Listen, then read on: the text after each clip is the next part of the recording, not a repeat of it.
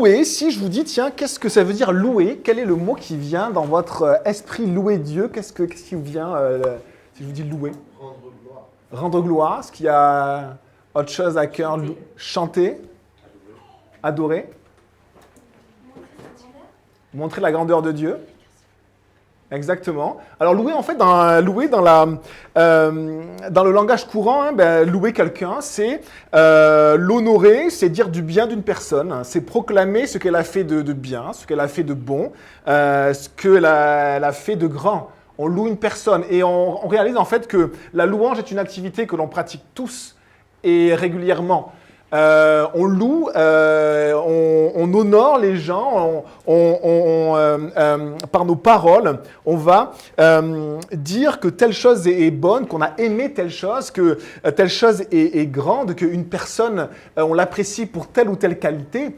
Et on loue en fait. Pas forcément Dieu, mais on loue. Alors, est-ce que c'est bien ou pas bien de louer une autre personne que Dieu? En fait, Dieu loue aussi d'autres personnes que lui-même. Il loue, par exemple, le serviteur qui est juste, celui qui accomplit sa loi, il le loue. Et donc, louer ne veut pas forcément dire adorer et prendre pour Dieu. Louer, c'est honorer des qualités. Hein, c'est dire du bien. Un autre mot que louer, ça va être bénir. Béni soit le Seigneur ou loué soit le Seigneur. Et nous, on bénit aussi les gens.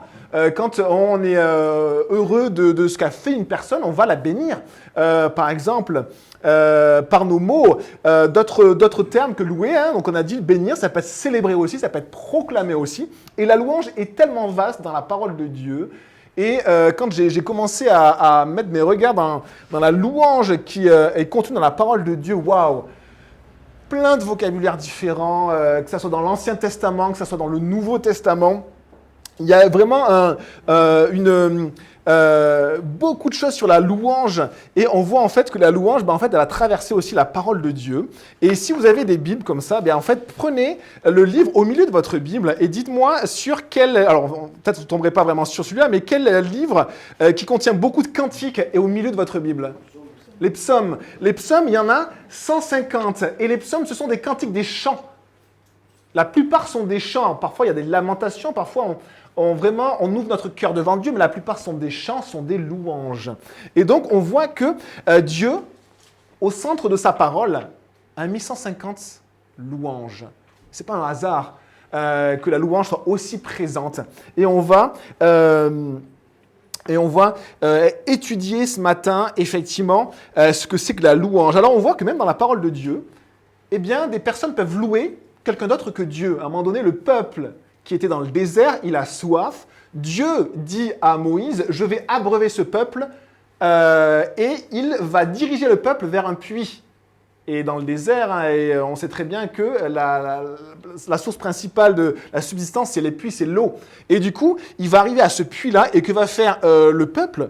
Il va louer le puits.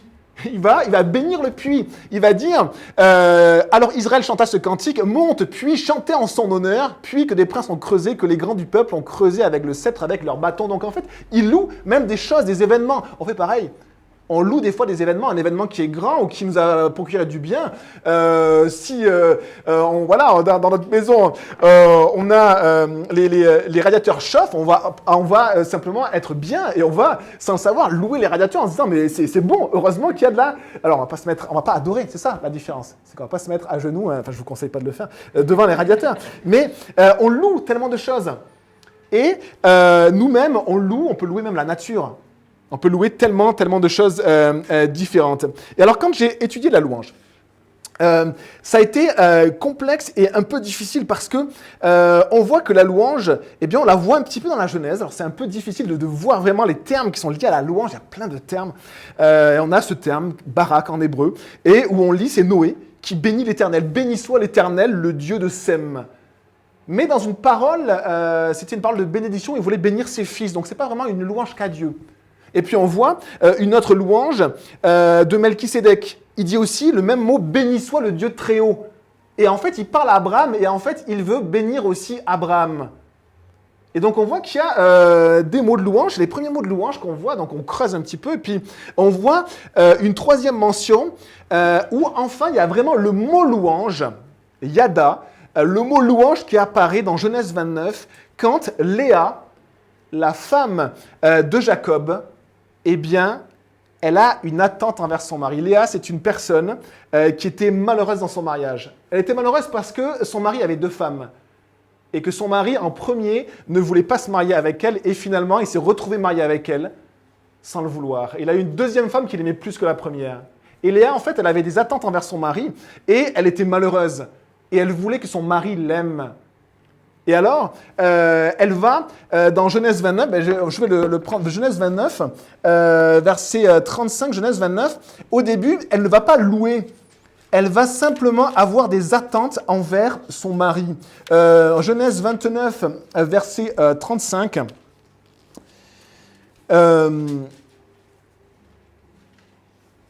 C'est pas Genèse 20, Genèse 29, verset 35, voilà. Alors, verset 31, l'Éternel vit que Léa n'était pas aimée, et il lui permit d'avoir des enfants, tandis que Rachel était stérile. Léa tomba enceinte et mit au monde un fils qu'elle appela Ruben, car elle dit, l'Éternel a vu mon humiliation, et désormais mon mari m'aimera. Elle a une attente envers son mari, et comme dans tous les couples, dans un couple, on a cette attente que notre mari ou notre femme s'occupe de nous, nous aime, qu'on se sente aimé. Mais Léa, en fait, son attente n'était pas assouvie. Elle ne se sentait pas aimée. Elle ne sentait pas son mari qui s'occupait d'elle. Et donc, elle se dit, mais maintenant que je lui ai donné un fils, la chose la plus importante à l'époque, avoir des enfants, et en plus des fils, eh bien, elle se dit, mais mon mari va m'aimer. Mais elle tomba encore enceinte et mit au monde un fils. Et elle dit, l'Éternel a entendu que je n'étais pas aimée, donc ça n'a rien changé. Et m'a aussi accordé celui-ci. Et elle lui donna le nom de Siméon. Et elle tomba encore enceinte et mit au monde un fils, 3e fils. Et elle dit, oh, cette fois-ci, mon mari s'attachera à moi, car je lui ai donné 3 fils. Et la vie de cette femme, c'était que ses attentes envers son mari n'étaient jamais assouvies. Mais regardez ce qui se passe. Elle tomba enceinte et mit au monde un fils, 4e fils. Et elle dit, cette fois, je louerai l'Éternel. Cette fois, je célébrerai l'Éternel. Et la vie de Léa, à ce moment-là, elle change. Et ce qui est dur à voir, c'est que ce qui a transformé la vie de Léa, ce n'est pas son mari. Jacob n'a pas rempli de joie le cœur de sa femme. Il n'a pas transformé la vie de Léa. Ce qui a transformé la vie de Léa, c'est qu'à un moment donné, au lieu de vouloir se réjouir en son mari, se réjouir absolument dans le nombre de ses enfants, elle a arrêté de vouloir d'avoir ces attentes-là et elle a levé les yeux vers le ciel et elle a commencé à se réjouir en l'Éternel. Et c'est une des définitions de la louange, se réjouir en Dieu. Arrêter, c'est pas arrêter, on a tous des attentes sur notre travail, sur notre situation professionnelle. Et on voit dans la parole de Dieu, eh bien que la louange, c'est apprendre à se réjouir dans le Seigneur. Ce qui a changé la vie de Léa, ce n'est pas son mari Jacob, c'est triste à dire. Et ce qui va changer vos vies, ce n'est peut-être pas votre mari ni votre femme. Parfois, on a cette attente-là, mais c'est Dieu. Et la louange, c'est apprendre à se réjouir en Dieu. Et là, nos attentes, elles sont toujours assouvies. Là, Dieu remplit notre réservoir, notre attente, ce désir d'être aimé, parce que Dieu s'occupe de nous. Et on peut se réjouir en lui, quel que soit le temps, quels que soient les événements. Et c'est là où la louange, on a dit qu'on pouvait louer beaucoup de choses. Effectivement, par exemple, quand on a eu les 30 Glorieuses dans notre pays, ce qu'on appelle les 30 Glorieuses, un temps d'abondance extraordinaire. Il y avait du boulot partout, il y avait aussi de la consommation partout, il y avait du matériel partout, à tel point qu'on a été les plus grands gaspillateurs, je ne sais pas comment on dit, du monde. Tous les peuples qui ont été du coup dans l'abondance ont gaspillé, et on pouvait louer ce qu'on en avait. Mais maintenant, on a fini ces 30 glorieuses, et puis maintenant, mais ça manque. Et du coup, alors, comment on va faire? Et c'est là où on voit que la louange nous permet de vivre dans la joie, quelles que soient les circonstances. Parce qu'on ne se réjouit pas dans le matériel, on ne se réjouit pas dans ce que l'on a ou ce que l'on veut avoir. J'espère que je vais avoir ça, je travaille depuis des années pour avoir ceci. Mais si tu ne l'as pas, tu ne seras pas réjoui. Ou ta réjouissance, elle sera éphémère. Et la louange, c'est se réjouir en l'Éternel.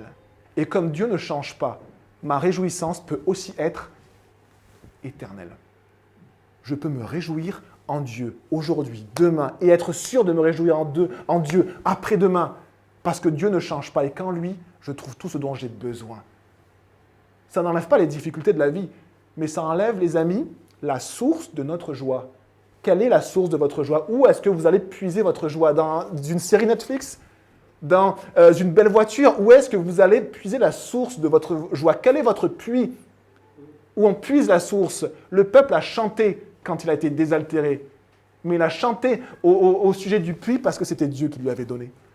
Quelle est la source de notre joie? La louange, c'est de réaliser que la source de ma joie, c'est Jésus. La source de ma joie, je me réjouis en l'Éternel qui m'a fait du bien. Dieu m'a fait du bien. Dieu est toujours là. Et je me réjouis en l'Éternel. La louange est extraordinaire, les amis.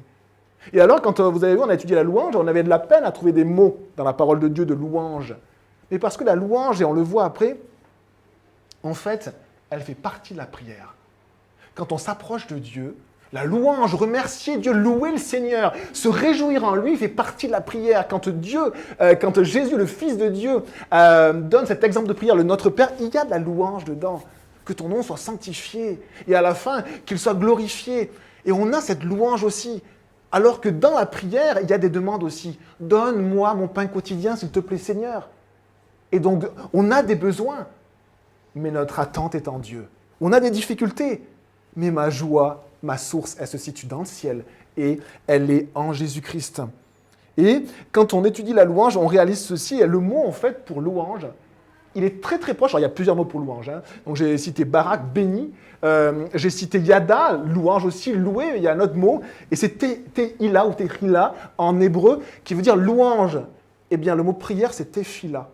C'est quasiment le même mot. C'est un dérivé du mot prière. On a l'impression qu'on a les mêmes mots, comme s'il n'y avait qu'une seule lettre qui changeait. La louange fait partie de la prière. La louange, c'est un dérivé de la prière. On avait parlé, si vous avez suivi, si vous étiez là, les enseignements sont sur Internet si vous le souhaitez, on avait parlé il y a 2 dimanches de qu'est-ce que la prière. On avait vu Abel qui s'approchait de Dieu avec foi. Eh bien, quand on s'approche de Dieu avec foi, il y a de la louange. Et donc, on voit que la louange, eh bien, elle parcourt aussi toute la parole de Dieu à partir de Abel. Abel, il s'est approché de Dieu en faisant un sacrifice. Un sacrifice. Il a sacrifié à Dieu, il a donné quelque chose à Dieu. Mais la louange, c'est aussi donner quelque chose à Dieu. Et on a un verset d'Hébreu qui parle du sacrifice, d'élever nos bouches sans cesse comme un sacrifice de louange. Sacrifice de louange.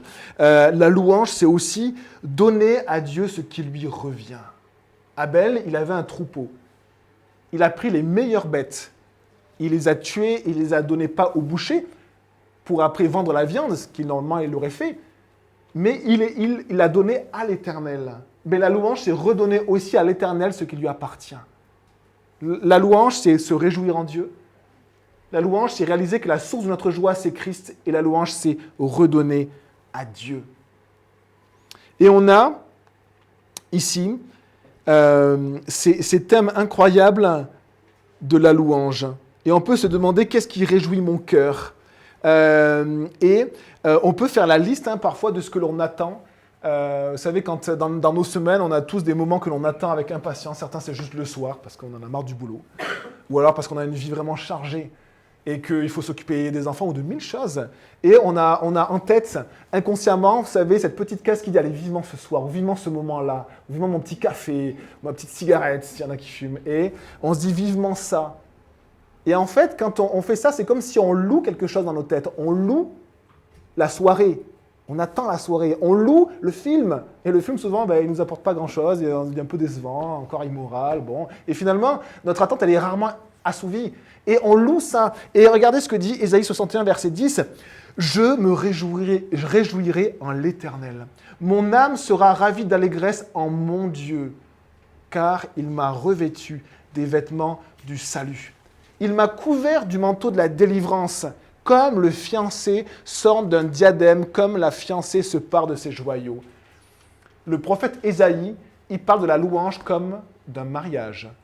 La même joie qu'il y a. Alors, j'étais en train de préparer à l'église l'enseignement, et à un moment donné, j'entends des klaxons.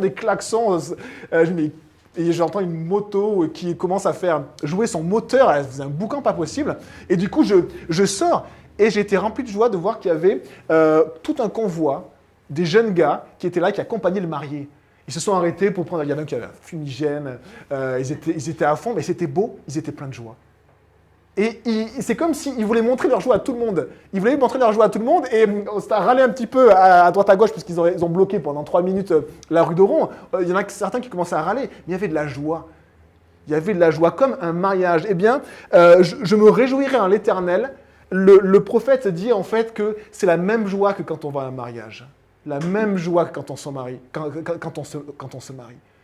Se réjouir en l'Éternel. Et apprendre notre âme à louer.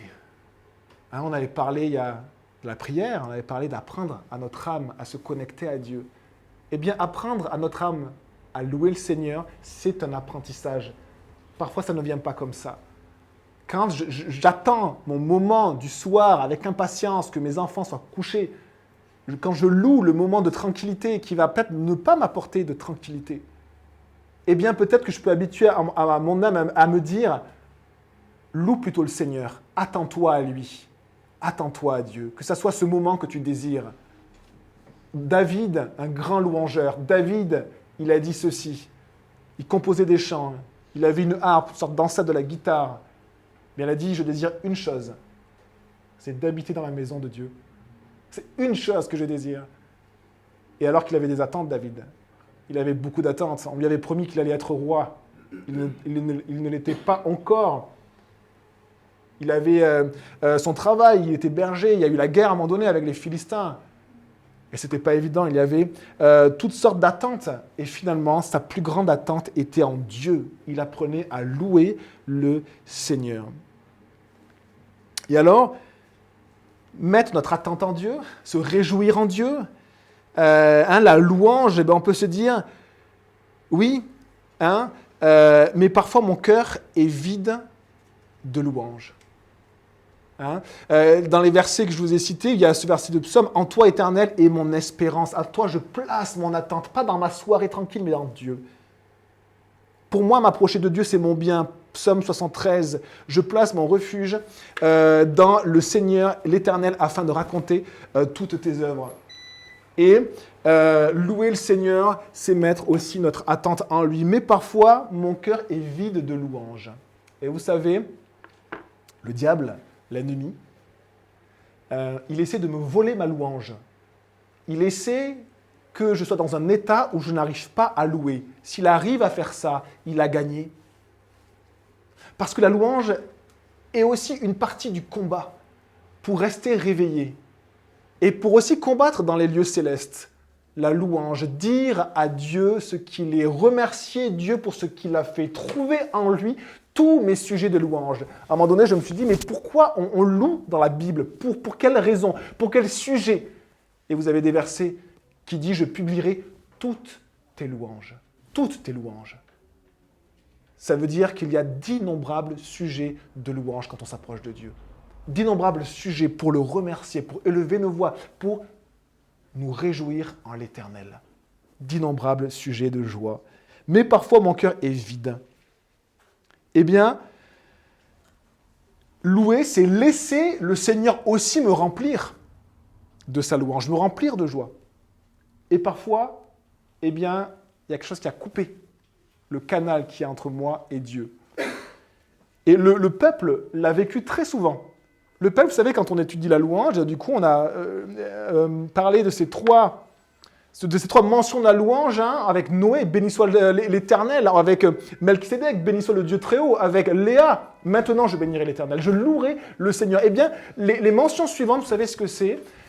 C'est le cantique du peuple de Dieu quand il a été délivré des Égyptiens. Il était esclave, il n'avait aucune dignité. Dieu l'a délivré. Et la mention suivante, c'est le cantique du peuple de Dieu, ensemble. Même dans les danses, dans l'enseignement avec des instruments de musique, chanter à l'Éternel parce qu'il m'a délivré. Et on voit dans Exode 15, le peuple qui loue le Seigneur. On voit même Myriam, je crois, qui est la sœur de Moïse, qui après le cantique, elle appelle toutes les femmes. Et elle danse avec des cris de joie, avec les musiques. C'est un moment de joie, un moment de louange, et on danse et on chante au Seigneur. Quelque temps après, quelques semaines après peut-être, on lit ceci, que le cœur du peuple s'est endurci, parce qu'il a vécu une difficulté. Et son attente était dans le puits, dans trouver de l'eau, dans avoir ce dont j'ai besoin. Seigneur, pourquoi tu ne me donnes pas ce dont j'ai besoin? Et ce lieu va être appelé Mériba. Ça veut dire lutte, dispute, querelle. Mais quelle querelle? Contre Dieu. Les amis, parfois, on se dispute contre Dieu. Jacob, son nom, Israël, vous savez ce que veut dire Israël? C'est celui qui lutte contre Dieu. Jacob, il va passer sa vie à combattre Dieu. Sa vie à bloquer la louange. Sa vie à demander à Dieu plus de choses parce qu'il avait des besoins et plus de besoins, alors qu'il avait de plus en plus de choses, mais il avait encore des besoins et il demandait encore à Dieu. Et sa louange, elle était peut-être lamentable. Mais à la fin de sa vie, il a appris à louer, il a appris à adorer. Il a appris à réaliser que son attente n'était pas dans les choses matérielles, mais elle était en Dieu. Israël, celui qui lutte contre Dieu. Israël, le peuple de Dieu. Il lutte, il se dispute et il querelle contre Dieu. Et les amis, nous aussi, on en veut à Dieu. Nous aussi, il y a des choses qui nous énervent. Nous aussi, quand on n'a pas ce dont on a envie, quand on a une difficulté à un moment donné, on sent que ça coupe la louange. Mais si ça coupe la louange, c'est que peut-être qu'on en veut à Dieu. Et on a aussi d'autres événements qui coupent notre louange. Les deux mots qui vont être utilisés pour ce moment où le peuple va râler contre Dieu. Bon, heureusement, nous les Français, on n'est pas râleurs, ça va. Râler contre Dieu, c'est Mériba, lutte, dispute et querelle, ou Massa, désespoir. Et c'est vrai que des fois, dans notre vie, on vit des choses qui nous amènent jusqu'au désespoir. On est désespéré. Et on ne voit pas le bout du tunnel. Et là, on lève les yeux vers Dieu et au lieu finalement de placer notre attente en lui, légitimement, on lui dit « Mais pourquoi ?» Eh bien, le désespoir, ce que la Bible appelle l'épreuve, parfois coupe notre louange. On n'arrive plus à se réjouir en Dieu. Et de ces moments-là, parfois naissent une aigreur, quelque chose, un sentiment contre Dieu. Et là, on devient comme des Jacob, contre Dieu. Alors que le Seigneur peut nous amener à nous souvenir de quoi? Eh bien, ces gens qui râlaient dans le désert, ils avaient été libérés définitivement de l'esclavage pour leur vie et la vie de leurs enfants et la vie de leurs petits-enfants. C'est comme si, pendant la traite négrière, à un moment donné, quelqu'un la mettait fin totalement en une seconde. Et maintenant, tous les peuples qui avaient été traités comme esclaves, ils étaient libres. Et 2 semaines après, oh, il n'y a plus d'eau, qu'est-ce que Dieu fait? Et on se dit, mais non, c'est pas cohérent, jamais ils vont faire ça. Ils vont profiter des générations et des générations de leur liberté. Mais non, l'homme a un cœur qui est dur, un cœur qui s'endurcit. Dieu le libère et le cœur de l'homme s'endurcit rapidement. Notre cœur, c'est ce cœur-là qui s'endurcit et qui bloque la louange et qui dit à Dieu, en Égypte, il y avait tellement de légumes, là, on meurt de faim. Tellement étonnant. C'était comme si on disait à Dieu, s'il te plaît, que je puisse être esclave, qu'on puisse me fouetter, que mes enfants soient donnés peut-être en pâture ou marchandage ou je ne sais quoi. Et on se dit, mais c'est incohérent. Et notre cœur est dur. Et on oublie le cantique de la délivrance. Et le cantique de la délivrance, on le voit dans Exode 15. Exode 15, Dieu m'a libéré. Ici, Dieu a libéré le peuple d'Égypte. Et vous savez, la louange est associée à notre mot, qui est la joie. On en parlait tout à l'heure. La joie et la louange sont associées. Et elles sont associées au salut. C'est-à-dire le fait que Dieu m'a sauvé. Et Exode 15, quand on oublie la délivrance, parfois notre cœur s'endurcit. On oublie les merveilles de Dieu.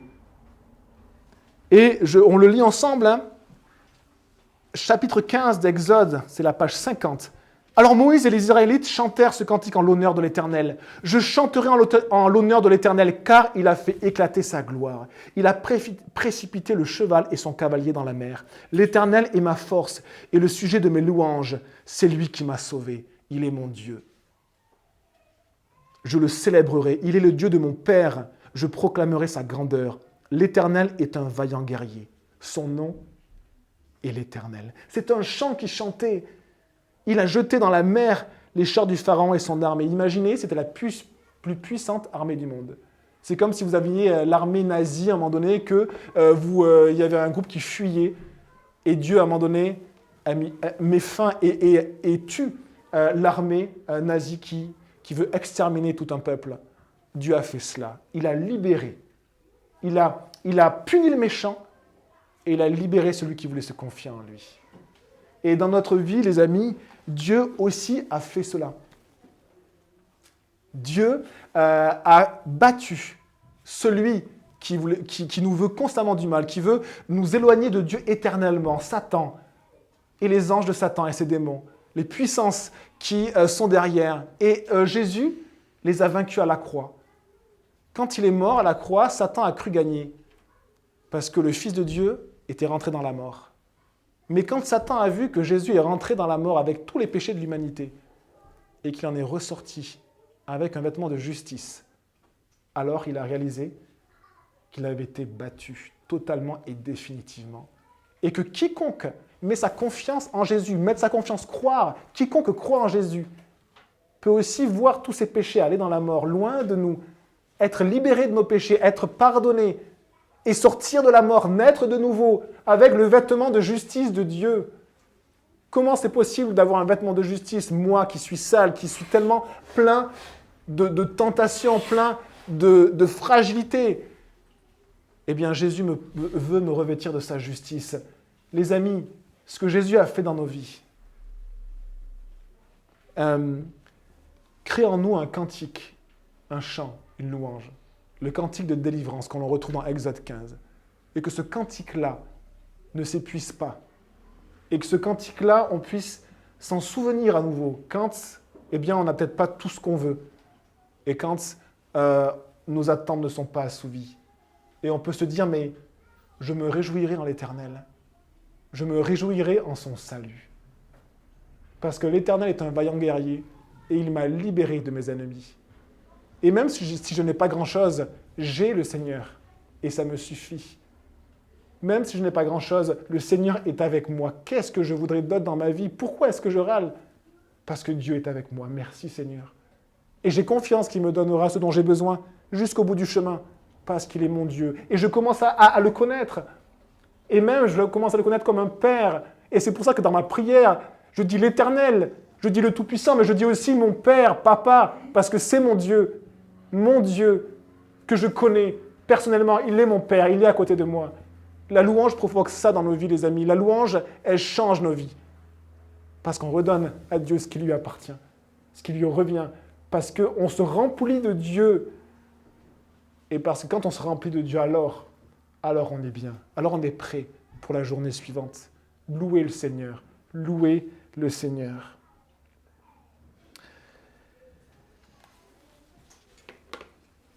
Les sujets pour la louange, elles sont aussi innombrables.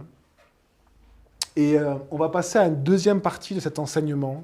On a passé au travers de ce que c'est que la louange, se réjouir en l'Éternel, mettre notre attente en lui, chanter le cantique de délivrance. Et on va s'intéresser un petit peu à comment on peut louer le Seigneur. Là, on a vu un petit peu qu'est-ce que c'était que la louange. Comment louer? Eh bien, on voit que la louange, elle fait partie de la prière. Elle fait partie de la prière, c'est-à-dire de notre manière dont on s'approche de Dieu. Et donc, même dans nos prières, il y a de la louange.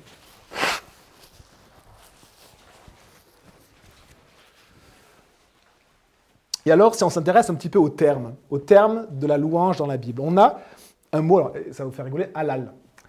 Quand j'ai vu halal, je dis halal, ça me dit quelque chose, halal.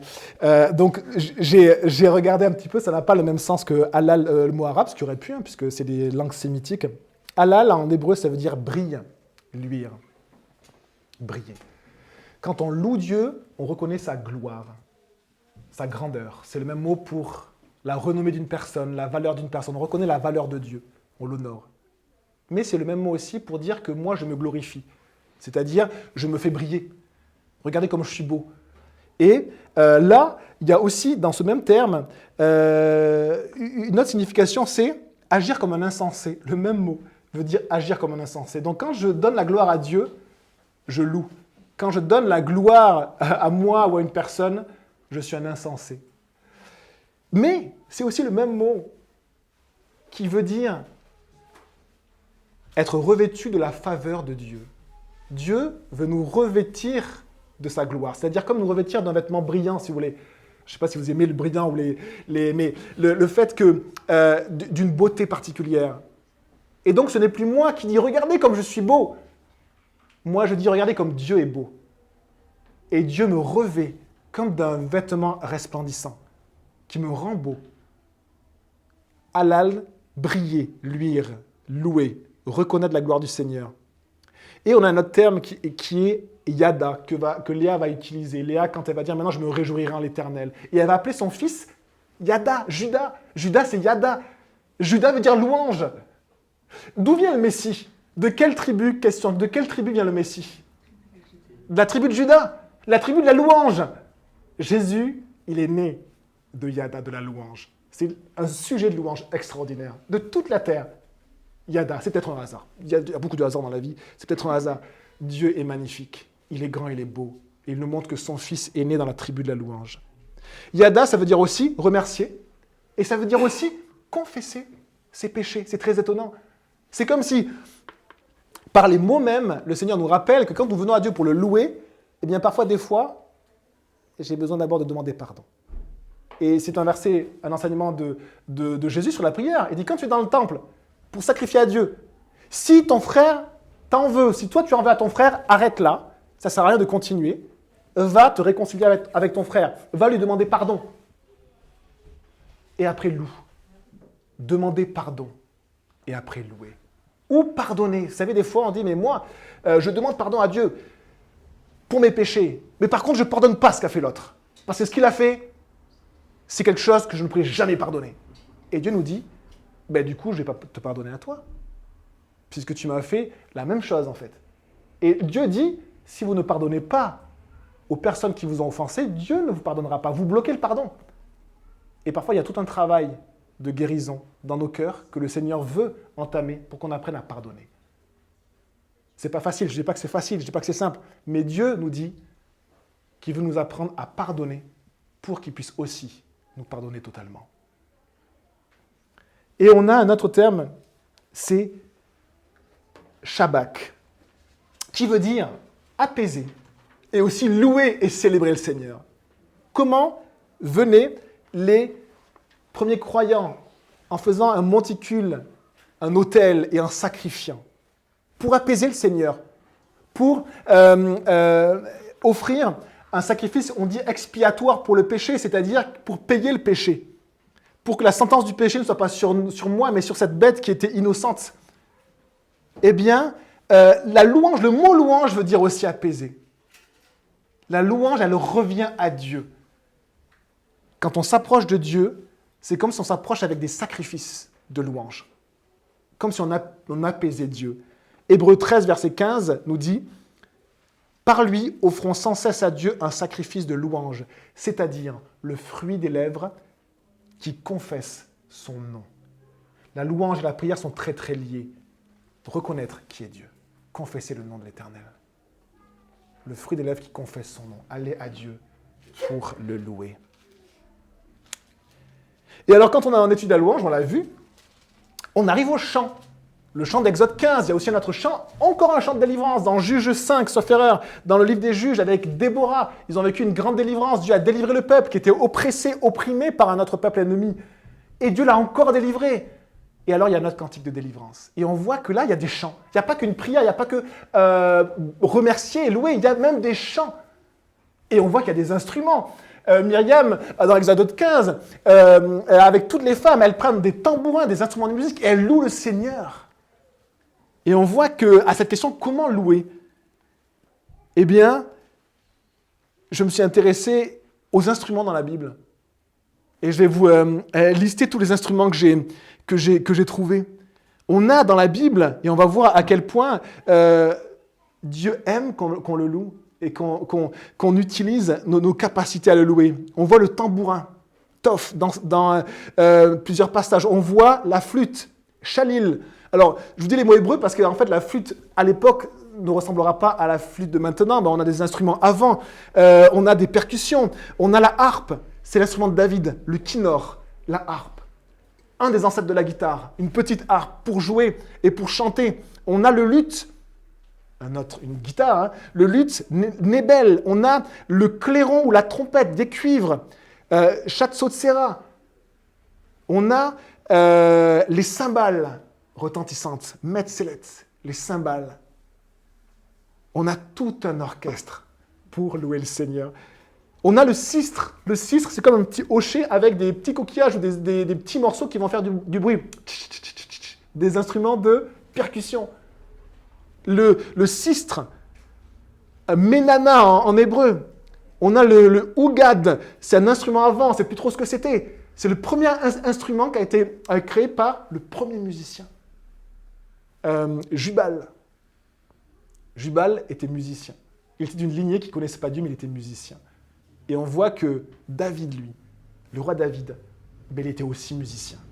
Mais lui, il va utiliser la musique, pas pour adorer la musique et de dire qu'est-ce que c'est bon la musique, mais qu'est-ce que tu es bon Seigneur. Avec la musique, je veux te louer. Et le roi David, il va révolutionner la louange en Israël, alors qu'il n'était pas prêtre, alors qu'il n'avait pas droit de réformer le culte. Il va le réformer. Sous la grâce et la présence de Dieu, il va instaurer des chantres, des chanteurs, des louangeurs, des gens qui amènent le peuple à chanter, à louer. Il va même instaurer des musiciens qui sont là pour jouer de la musique avec leurs instruments et pour louer le Seigneur. Il va réformer la louange et il va mettre la louange au cœur du culte de Dieu. Quand il va faire ramener l'arche dans Jérusalem, l'arche de l'Alliance. Et je vous le lis, 1 Chroniques 16, verset 4. David remit à des Lévites la charge de faire le service devant l'arche de l'Éternel, d'invoquer, de louer et de célébrer l'Éternel, le Dieu d'Israël. C'était Asaph, le chef, Zacharie, le second après lui, Jéhiel, Shemiramoth, Jéhiel, Matithia. Il y a toute une liste de personnes qui étaient là, qui étaient des louangeurs. Ils avaient des instruments de musique, des luttes, des harpes. Et Asaph faisait retentir les cymbales. Asaph était aux percussions. Les sacrificateurs, Benaïa et Jécaziel sonnaient continuellement des trompettes devant l'arche de l'alliance de Dieu. On loue le Seigneur avec nos chants et avec les instruments.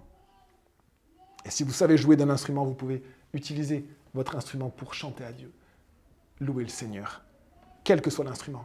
Quel que soit l'instrument, instrument à vent, instrument à cordes, percussion, cuivre. On voit que le Seigneur attend la louange qui lui revient. Avec vos voix, qui est un instrument incroyable. Élevez vos voix pour faire chanter le Seigneur. Ce fut en ce jour-là que David chargea pour la première fois Asaph et ses frères de célébrer les louanges de l'Éternel.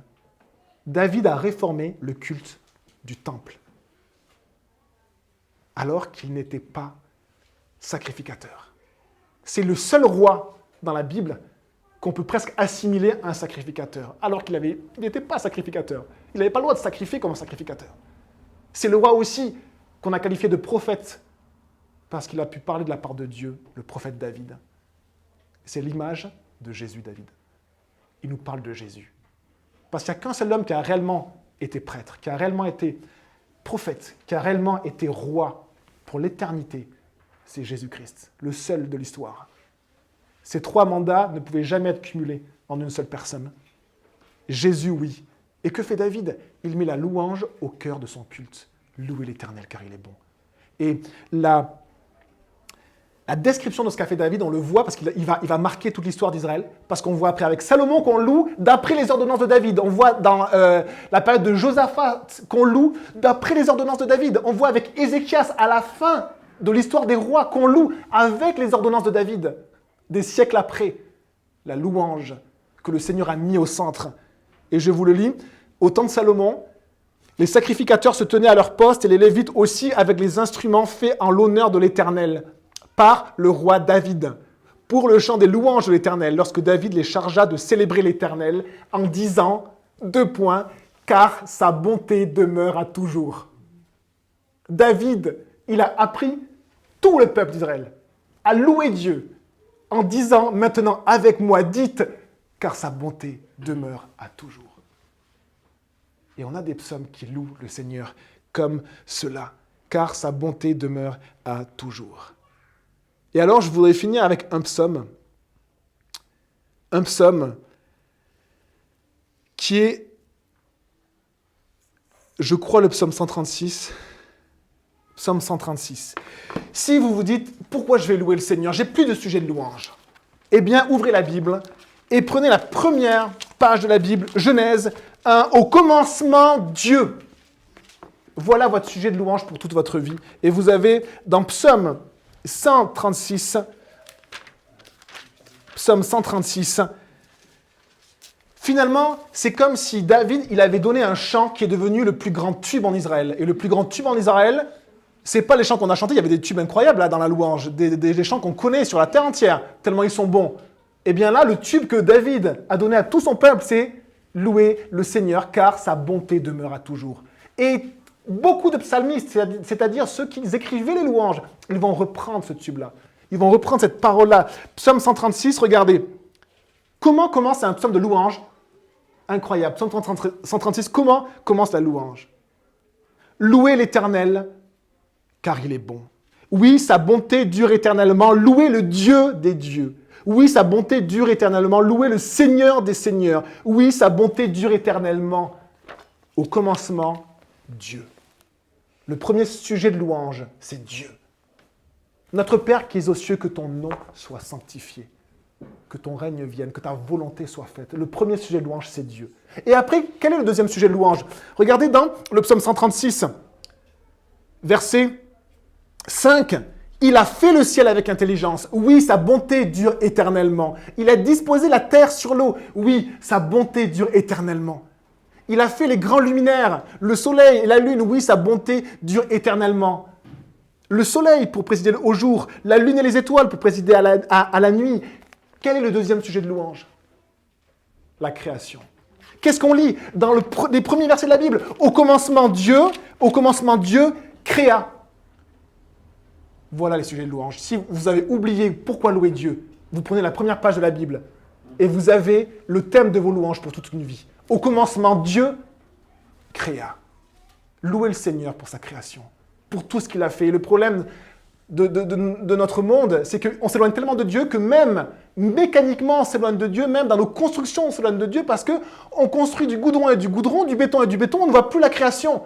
Et du coup, on a des problèmes même de myopie dans beaucoup de villes. Pourquoi? Parce qu'on ne voit plus le ciel. Et on ne peut plus louer. Et après, on ne voit même plus bien pour louer. Même les hommes se regroupent dans des villes de plus en plus grandes et de plus en plus grandes, alors que Dieu avait dit, mais dispersez-vous. Non, on va se regrouper. Dispersez-vous, vous allez voir ma création. Vous allez pouvoir louer. Au commencement, Dieu créa.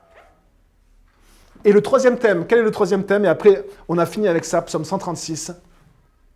Il a frappé les Égyptiens.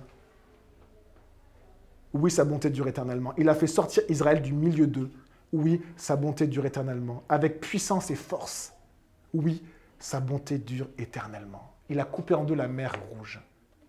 Oui, sa bonté dure éternellement. Il a fait passer Israël en plein milieu de la mer Rouge. Oui, sa bonté dure éternellement. Il a précipité le Pharaon. Et là, c'est l'image du diable et son armée dans la mer. Oui, sa bonté dure éternellement. C'est le cantique de délivrance, les amis. Dieu m'a sauvé. Dieu m'a sauvé. Quel sujet! J'espère que vous repartirez avec vous, avec assez de sujets pour cette journée et pour le reste de votre vie, des sujets de louange. On a fini cet enseignement sur la louange et on va avoir 2 chants pour louer le Seigneur. Et je finis avec cette conclusion-là. La louange, elle rentre dans le combat du chrétien. Quand un chrétien arrête de louer, ça veut dire que le diable a gagné. Et quand on n'arrive plus à louer, ça veut dire que le diable a gagné. Pourquoi? Où est-ce que j'étais? Qu'est-ce que j'ai fait? Posons-nous la question pour que notre louange ne soit pas interrompue. Si vous pratiquez des choses qui bloquent votre louange, ça veut dire qu'elles ne viennent pas de Dieu et le diable gagne. Que notre louange ne soit pas interrompue. Parce qu'il y a un combat dans le ciel, il y a un combat dans les lieux célestes, entre le bien et le mal, entre Satan et ses démons. Et dans ce combat-là, Dieu attend que le peuple de Dieu, son peuple, le loue. Il est marqué ceci.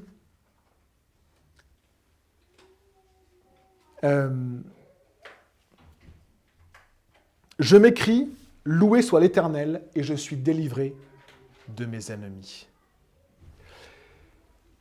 Psaume 22, verset 3. Pourtant, tu es le Saint, tu sièges au milieu des louanges d'Israël. Vous voulez que Dieu habite dans cette église? Vous voulez que Dieu habite dans votre maison? Louez le Seigneur. On prie. Merci Seigneur pour ton nom et on te remercie Seigneur pour la louange qui nous encourage Seigneur. S'il te plaît, si on est vide, si on est sec, on te supplie. Remplis-nous de l'eau du ciel pour que tu puisses nous désaltérer comme à ce puits où tu as désaltéré le peuple. Mais qu'on ne loue pas le puits, qu'on loue celui qui nous donne le puits, celui qui nous donne l'eau, le Seigneur. Remplis-nous de ta louange. Pardonne-nous. Aide-nous aussi à te demander pardon si on s'est mis dans des histoires, dans des choses qui bloquent notre louange. Pardon, Seigneur, si nous ne pardonnons pas. Pardon, Seigneur, si aussi nous commettons, Seigneur, des péchés, des offenses. S'il te plaît, remplis-nous de ta louange et que notre louange pour toi, en Église et personnellement chaque jour, ne soit pas interrompue, s'il te plaît, Seigneur. Au nom de Jésus-Christ. Amen.